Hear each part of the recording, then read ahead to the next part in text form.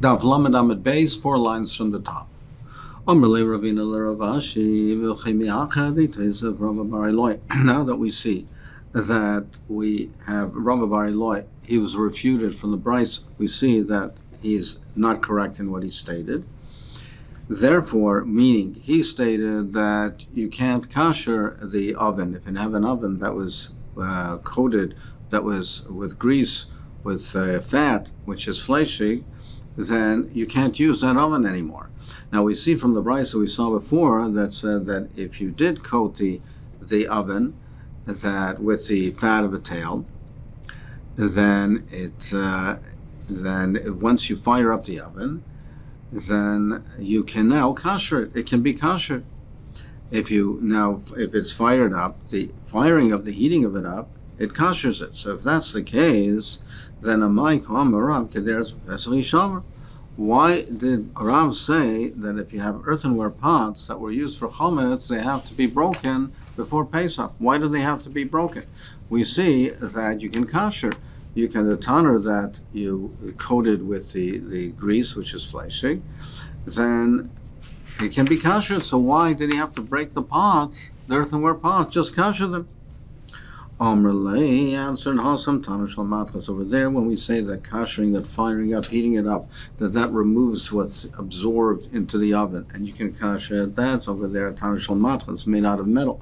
Halacham B'Keder Shal Cheres, where Rav said you have to break the earthenware vessels. He's talking about that when the pots were made out of cheres. Now, kli cheres is very absorbent, so therefore it can't be kosher properly. Even if you do fire it up and heat it up, there'll still be some remnants in it because due to the large amount, the quantity of absorption, so it can't be removed completely.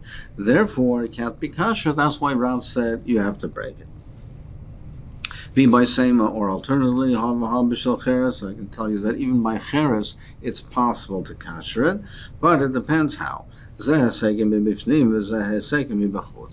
If you put the fire from the inside, so then it's not as exposed to the outside, to the elements, it doesn't dissipate so much, so the intensity of the fire is strong enough that it can remove all of what's absorbed. But if you're only firing it up from the outside, then it can't. So if you're talking about a tanner or an oven, so you put the coals, you put the fire on the inside, the intensity of the heat is strong enough to therefore purge anything that absorbed, all the absorbents, and you can properly kosher it. That's when we said it's mutter. But the earthenware pots that Rav is talking about is when, if you would kosher it, you would do it on the outside, not from the inside, and therefore it doesn't properly kosher it. So, well, if that's the case, why break the pots? Why don't you just, if I put it there, put the coals on the inside, put that high intensity of heat, and kosher it? Why break it? No, the Gemara says he won't do that. We're afraid that will not kosher properly, because an oven has made very thick walls, so therefore it's made to withstand that intensity of heat, and it's normally used by putting the coals on the inside. So you can heat it up that way, fire it up that way, and kosher it. But pots don't have the walls that are that thick. It's normally not used in that manner. And if we say that we do the Hesegim B'Fnim, we're afraid, well, he won't do it properly, he won't put it, either he won't do it, it won't leave it inside, or won't leave it long enough inside, because he's afraid that it will burst, it will break the kli. So therefore, it's not a proper way of koshering. You cannot rely on that, and therefore you can't kosher it. Hilkach, the Gemara says, Hi Buchya, if you have a ring that's made out of kli cheres, rather an earthenware ring that's used to fry things on this type of ring, it's normally burnt, fired up from the outside, and therefore you cannot properly kosher it. But if you filled it with coals on the inside, then it is proper. Meaning that even though normally it's used from the outside, but these rings, these tile rings, are thicker than normal kli cheres, so they could be used from the inside. And they won't break because they're stronger. So therefore, if he fills it in the inside with coals, he could kosher it that way, and it would be mutter. What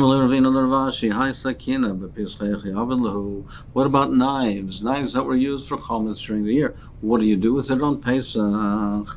So he says,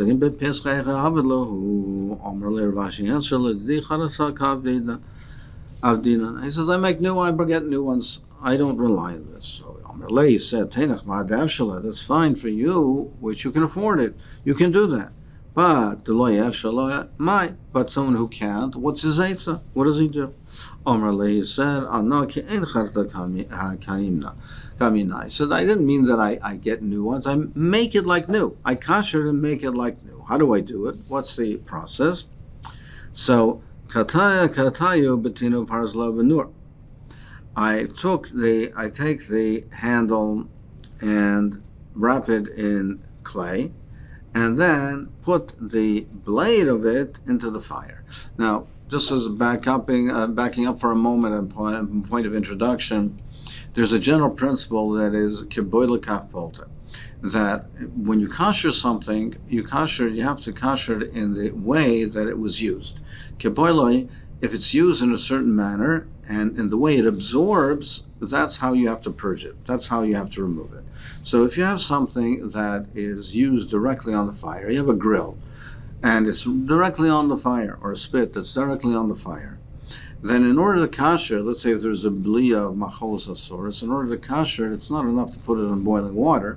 You have to put it directly over the fire, because since it was used over the fire, it is absorbed with that intensity of heat.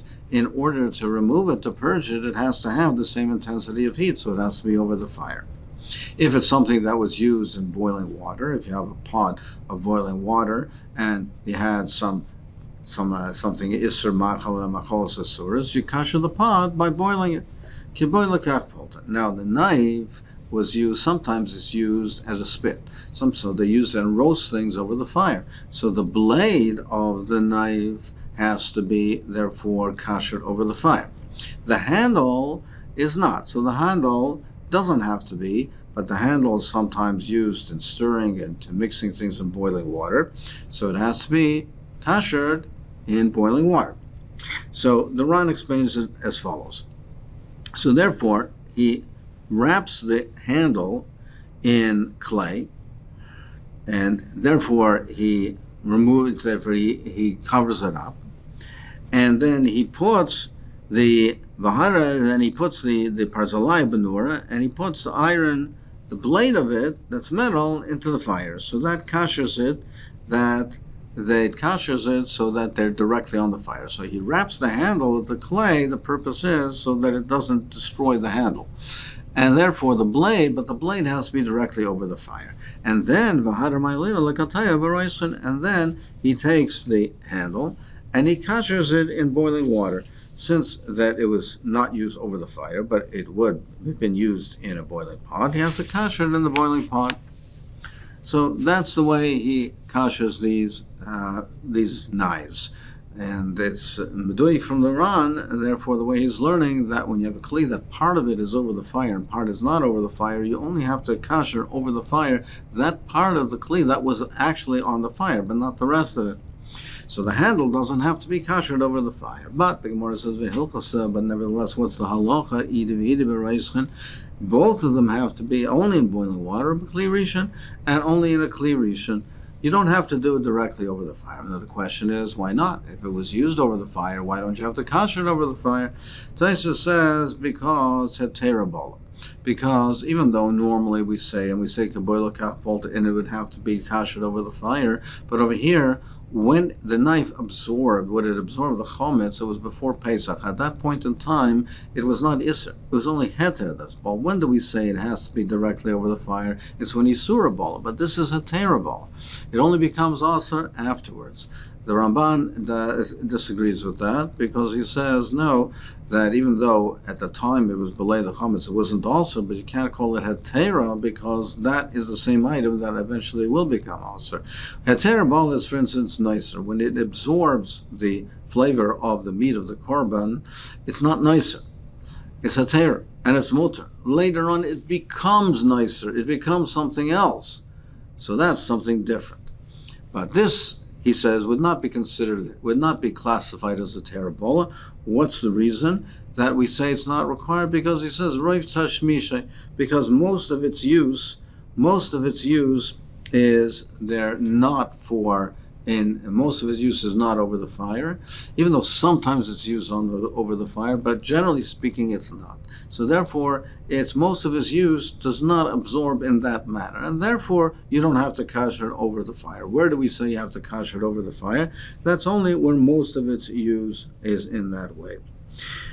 Why does it make a difference if it's most of the use or mute of the use? But still, it's used over the fires. What's the difference? So the way some of the Rishonim explain it, the Ran, etc., they explain it is that mi'ikra din min ha'Torah, since over here you're leaving it over, it's not ben yaimai, then we're talking in a case where it's nice and tam l'vgam, where you're not kashering it the very same day. So if you're not kashering the very same day, min ha'Torah, it's nice and tam l'vgam. If it's a stale taste, then we don't apply the principle of tam kikar. So min ha'Torah, it would be mutter anyway. So since it's only a chiyuv d'Rabbanan, and we have this roiv tashmish is not used that way, a kli rishon is enough.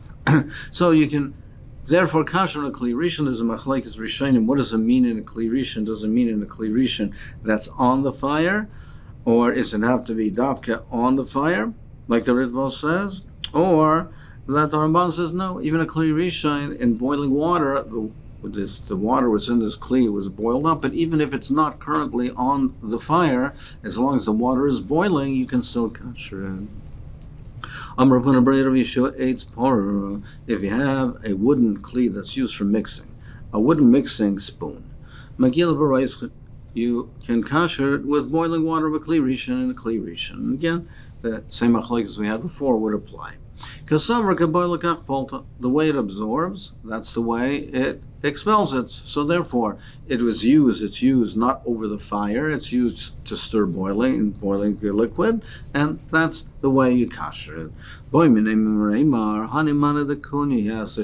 If you have kli cheres that were glazed, that were coated, so they had a coating on it, and it has a metallic coating, or a lead coating. Malish the mishba Pesach. Can you use it on Pesach? So can it be used on Pesach? What's the shaila? What's the shaila that can be used or not? Can you kasher? Meaning, if you look at it, that only what was absorbed was only the coating absorbed, but it did not penetrate to the kli cheres, then just like you can kasher kli matches, you can kasher this. Because you can remove, you can extract, you can purge whatever was absorbed in the metal. But if it absorbs further in and into the cheres, into the earthenware, then as we said, kli cheres, you can't kasher, then you won't be able to kasher. So that's the shaila.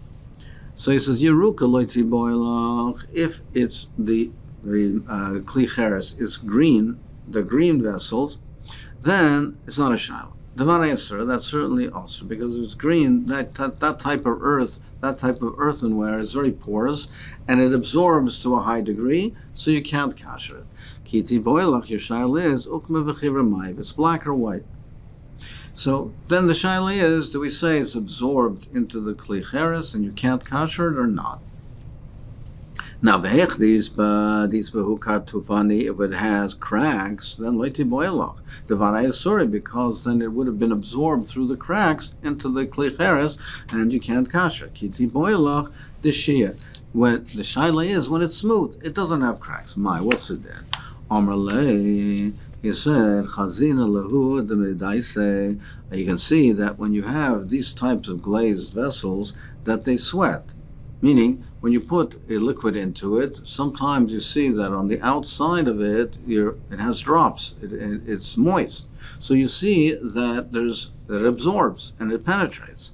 Alma bali vashiri. So therefore they absorb. Then it's also about kli cheres and midei daisha lo'ilam. The Torah is made that once a kli cheres absorbs, you can't properly kasher, you can't properly remove it.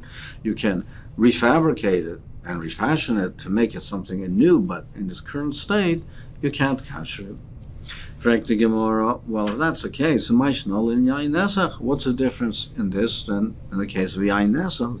The Dorish Mereimar, Mani de Kunya, he said, earthenware vessels that are glazed, it doesn't matter with the color, whether it's black, white, or green, shari, that it's mutter. You can use this, even though it was used for Yain Nesach, that can be used. So maybe you'll say, well, we're talking on a case where Yain Nesach is the Rabban, means Stam Yain, where the Isser is the Rabban, and Chometz the Raisa over here, it's an Isser the Raisa, so we have to be Machmir. But now, called the Talkin Rabban, came the Raisa talking, Rabban Rasakin, even though an Isser the Rabban, the Rasakin came the Raisas, they would not have made that distinction. So the more answers, Amalei, Zet Hashmisha al Yidei Chamin, Zet Hashmisha al Yidei Tzainin. It depends how it's used, how the item is used. If a Kli Cheres is used with heat, it absorbs. So therefore you can't kasher it. And that's the case by Chometz. It was used in a matter with heat. But in the case of Yain Nesach, it's used for wine, which is cold. It's a cold the liquid that's used. Therefore, it doesn't penetrate. And therefore, it can be used. And therefore, since it doesn't penetrate, that's why you can use it. Amar Rava bar Abba, Amar Rav Chia bar Asher, Amar Shmuel, Kol Kelim Shustam Shavu Chometz B'Tzayin. He says Kelim that were used Chometz when it was cold, Mishtamish B'u Matzah. They can be used on Pesach. Then these items can be used for Pesach because it doesn't absorb, and therefore you can use it. Then in Pesach, and you can use it. Now the question is how you can use it on Pesach. So the one shot is the Rif seems to be learning that you can use it on Pesach only for cold foods. You can't use it with hot, even though it was only used for cold, but you can only use it for cold, not with food that is hot.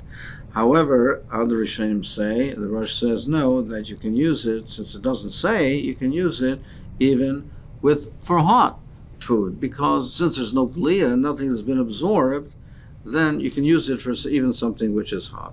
Chutz mibes sor, except if you have a kli that's used to hold sourdough, a sourdough holder, that you can't, even though it was used only for cold, it's also hoil shechemutza kosher, because sourdough is very strong and has a strong power of fermentation. It's very intense. Therefore, even though it was only used for cold, we are concerned with that it will absorb. It absorbs even though it's used for cold, and therefore cannot be used on Pesach. There's a machlokes in the Rishonim. What does it mean it can't be used on Pesach? So, meaning you can't use it on Pesach, you can't use it even for cold. Why is that? So according to one pshat is that according to the Ramban, you can't use it even for cold use on Pesach because we're afraid that even through cold it absorb, and therefore it will penetrate and therefore it will and be absorbed by the food that you're using. But the Ran says it's a gzera because you might use it in the manner you might use it for foods that are hot, and it will be beleya when you use it for food that are hot, and that's why it's osir. Yeah, Amar Ravashi ubeis chareses keveisor shechamutza kasher dami. It says when you use chareses, so it's also strong. So that also has a very intense fermentation, and therefore it's like a beisar, and also cannot be used on Pesach, even for usage of the cold.